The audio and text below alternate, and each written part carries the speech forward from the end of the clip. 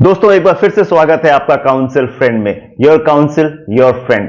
आज हम बात करने वाले हैं क्लास 10th के रिजल्ट्स की और क्लास 12th के सीबीएसई के रिजल्ट्स की। सीबीएसई ने अपने रिजल्ट्स 13 मई को अनाउंस किए और रिजल्ट्स के साथ ही बहुत सारे स्टूडेंट्स में ये आ गया कि हम अपने रिजल्ट से सेटिस्फाइड नहीं हैं और हमने जितना अटेम्प्ट किया था हमें उसके मुताबिक मार्क्स नहीं मिले। ऐसा ही बहुत सारे स्टूडेंट्स के दिल में विचार चल रहा होगा। तो यदि आपको आपके मार्क्स बढ़वाने हैं और यदि आप चाहते हैं कि आपकी आंसर कॉपी को दोबारा चेक किया जाए तो उसके लिए आपको सीबीएसई में एक री इवैल्यूएशन प्रोसेस के लिए अप्लाई करना पड़ता है। आज हम उसी के बारे में बात करेंगे कि कैसे आपको उसके लिए अप्लाई करना है, किन बातों का आपको ध्यान रखना है, किन बातों की सावधानियां आपको रखनी है। तो चलिए शुरुआत करते हैं एंड बने रहिए मेरे साथ काउंसिल फ्रेंड। वीडियो को लास्ट तक देखिएगा, हो सके तो सब्सक्राइब कर लीजिएगा और हां, ऐसे ही और अपडेट आते रहे आपके पास में तो बेल आइकन को जरूर दबाइएगा। चलिए स्टार्ट करते हैं। सबसे पहले आपको सीबीएसई की वेबसाइट पे चले जाना है, www.cbsc.gov.in। इस साइट पे चले जाइए। इस साइट पे जब आप जाएंगे तो आपको इस साइट में रिजल्ट्स का सेक्शन सामने ही नजर आ जाएगा। रिजल्ट के सेक्शन पे जब आप क्लिक करेंगे तो आपको क्लास 10th और क्लास 12th के नतीजे नजर आएंगे और उसके ही साथ में आपको एक लेटेस्ट का ऑप्शन नजर आएगा। आप इस लेटेस्ट के ऑप्शन पे क्लिक कर लीजिए। ये देखिए मैंने स्क्रीनशॉट आपके साथ में शेयर किया हुआ है। यहां पे आपको नजर आएगा कि आपको क्लास 10th या क्लास 12th के लिए यदि रिवैल्यूएशन के लिए अप्लाई करना है तो आपको इसके लिए किस सिस्टम से गुजरना होगा। आप इस पीडीएफ सर्कुलर को आप डाउनलोड करके जरूर अपने पास में रख लीजिएगा क्योंकि सारे जो भी प्रोसीजर्स हैं इसके मुताबिक ही फॉलो होंगे।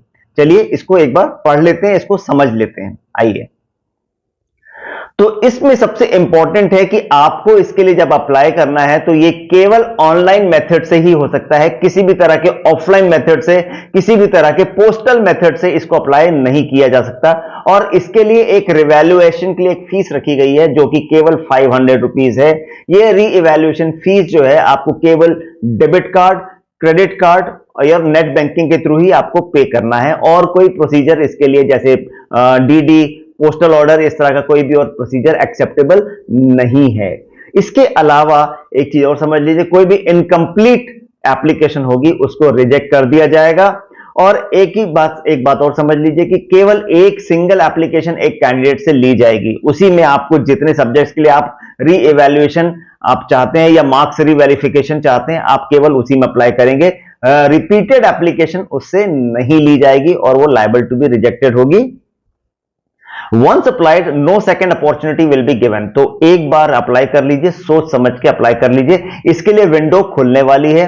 तो ये जो विंडो है क्लास 10th के लिए खुलेगी 20th मई यानी 20 मई से लेके 24th मई 24 मई तक और क्लास 12th के लिए विंडो खुलेगी 17th मई से लेके 21st यानी 21 मई तक।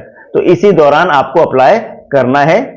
एक बात और समझ लीजिए, यहां पे एक इंपॉर्टेंट बहुत ही सावधानी वाली बात यह है कि यहां पे जिसमें देखिए मैंने लाल एरो करके आपको बताया है, मार्क्स बढ़ने की जगह कम भी हो सकते हैं। तो इसीलिए जब आप मार्क्स रीवेरिफिकेशन कराएंगे और हो सकता है किसी एग्जामिनर ने कुछ 1 या 2 नंबर आपको गलती से या किसी त्रुटिवश बढ़ा दिए हो तो वो उसको कम भी कर सकते हैं। तो be very careful while applying. ऐसा ना हो कि जो जेब के थे वो भी गए। तो अनलेस कि आप बहुत ही कॉन्फिडेंट हो, बहुत ही आत्मविश्वास से भरे हो कि आपने पेपर सही सॉल्व किया है तो ही आप इसके लिए अप्लाई करें। इस बात का आपको जरूर ध्यान रखना है। जिन कैंडिडेट्स के मार्क्स बढ़ते या घटते हैं उनको अपनी पहले वाली मार्कशीट उसको सरेंडर करना होगा, तब उसके बदले में नई मार्कशीट उनको इशू की जाएगी। ये भी आपको सावधानी रखनी है। और प्रोसेसिंग चार्जेस जो है वो रिफंडेबल नहीं है। Once applied it is not refundable. तो इन बातों का आपको ध्यान रखना है और सोच समझ के एक ही बार डिसाइड कर लीजिए कि आपको किन किन सब्जेक्ट्स की मार्क्स की रीवेरिफिकेशन करवानी है। आप केवल उसको ही अप्लाई करें। मैं एक बार नटशेल में बता दूं, 3 चरण होंगे। पहला, आपके मार्क्स का रीवेरिफिकेशन किया जाएगा, यानी उसमें यदि कोई टोटलिंग एरर है या उसमें कुछ मार्क्स आपके काउंटिंग में छूट गए हैं तो वो आपको वापस काउंट करा के दिए जाएंगे। That is 1। दूसरा, यदि आपके मार्क्स यदि आपको सेटिस्फैक्शन नहीं है तो आप उसकी एक स्कैन्ड कॉपी अपने अकाउंट में मंगा सकते हैं। आप जिस अकाउंट के थ्रू अप्लाई कर रहे हैं उसी में आपकी आंसर कॉपी के इसका स्कैन्ड वर्जन आ जाएगा। उसको आप देखिए, समझिए कि हाँ, क्या मैंने वाकई सही तरह से पेपर लिखा था या नहीं लिखा था। और तीसरा बहुत इंपॉर्टेंट, यदि आपको लगता है कि इनमें से कोई भी क्वेश्चन को आप चैलेंज करना चाहते हैं, आपके मुताबिक वो क्वेश्चन सही है मगर एग्जामिनर ने उसको प्रॉपर जस्टिफाई करके मार्क्स नहीं दिए हैं, तो आप उस पर्टिकुलर क्वेश्चन के लिए री अप्लाई कर सकते हैं। यहां पे चार्जेस जो होंगे पर क्वेश्चन होंगे, तो इसीलिए आप बहुत सोच समझ के अपनी पूरी आंसर कॉपी को देखिए और उसके बाद पर क्वेश्चन आपको 100 रुपीज की फी पे करनी होगी और वो फी पे करने के बाद आप उस क्वेश्चन का री इवैल्यूएशन करा सकते हैं। तो आपको अप्लाई करने के लिए टोटल 500 रुपीज की फी देनी है यदि आप क्लास 10th के स्टूडेंट हैं और 700 रुपीज की फीस देनी है यदि आप क्लास 12th के स्टूडेंट हैं। तो इन बातों का आपको ध्यान रखना है। ये जो चार्ट स्क्रीन पर बना है इसको बहुत अच्छे से देख लीजिए। मार्कशीट की फोटोकॉपी चाहते हैं, अपने पास में मंगाना चाहते हैं, तो उसके लिए जो फीस है वो 500 रुपीज पर आंसर बुक रहेगी। और एक बात और, केवल थ्योरी क्वेश्चंस के ऊपर ही री इवैल्यूएशन किया जाएगा, यानी न्यूमेरिकल क्वेश्चन, डायग्रामेटिक, ग्राफ या फिर कोई लॉगरिथम या चार्ट बेस्ड क्वेश्चन के ऊपर री इवैल्यूएशन नहीं किया जाएगा। केवल थ्योरी बेस्ड आंसर्स को ही री इवैल्यूएट किया जाएगा। तो इन बातों को भी आपने समझ के इसका भी ध्यान आपने रखना है। अब अप्लाइंग का प्रोसीजर ये देखिए स्क्रीन पर नजर आ गया है। पहले तो आपको ऑफिशियल वेबसाइट पे विजिट करना है cbse.gov.in पे। इसके बाद अप्लाई फॉर री इवैल्यूएशन पे आपको क्लिक करना है और उसके बाद एग्जामिनेशन का सेक्शन आएगा, उसके अंदर स्टूडेंट सेक्शन के अंदर आपको जाना है। एप्लीकेशन फॉर्म जो है वो खुल जाएगा और उसको आप रेलेवेंट डिटेल्स के साथ उस फॉर्म को भर दीजिए। जो फॉर्म में इंस्ट्रक्शन दिए हैं साथ साथ में वो सेल्फ एक्सप्लेनिंग फॉर्म है, तो उसको आप देख लीजिएगा और उसके बाद आप सबमिट का बटन पुश करके उसके बाद आप फी पेमेंट के सिस्टम पे जाते हैं। आप डिजायर्ड फी पे कर देते हैं और उसके बाद जो कंफर्मेशन पेज है वो खुल जाएगा। That means your application has been accepted.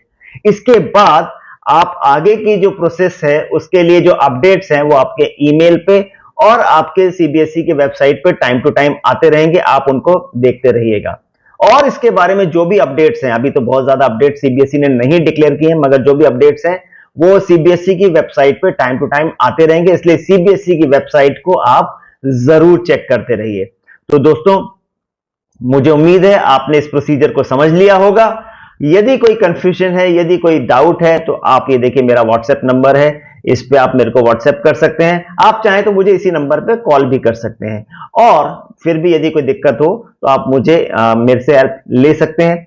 किसी भी तरह की कोई भी काउंसलिंग नीड यदि आपकी है, यदि आप चाहते हैं कि आपको थोड़ी काउंसलिंग मिल जाए कि आपको आगे कौन सा करियर ऑप्शन लेना है, आगे आपको कौन से सब्जेक्ट्स चुनने हैं, आगे आपको कौन सी लाइन अपने करियर के लिए चूज करनी है, ऐसे कोई भी सवालात यदि आपके हैं तो आप बहुत सारे वीडियोस मैंने ऑलरेडी अपने चैनल पे पुट अप किए हुए हैं, मगर किसी खास वीडियो को आप चाहते हैं कि आप देखें तो आप मुझे इसी नंबर पे कॉल करके बता सकते हैं, चाहे तो कमेंट सेक्शन में बता सकते हैं।